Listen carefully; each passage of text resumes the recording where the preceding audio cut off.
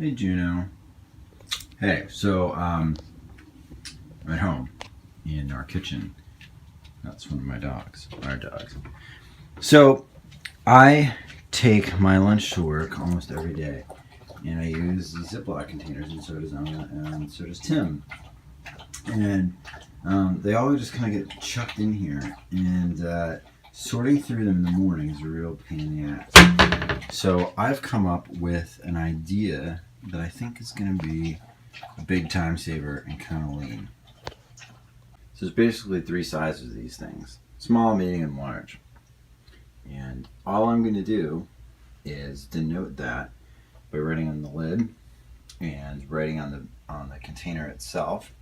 So when I go in there, I'm going to look for a lid of this type, or this type, or this type. I'm making a video for work. Oh. So these are all now numerically coded by the container and the top. So whenever we're getting ready to make our lunches and we look down in the cabinet, match number 3 with the number 3. And we don't have to store the containers and the lids together, which takes up a whole bunch of space. So that saves 2 seconds, at least.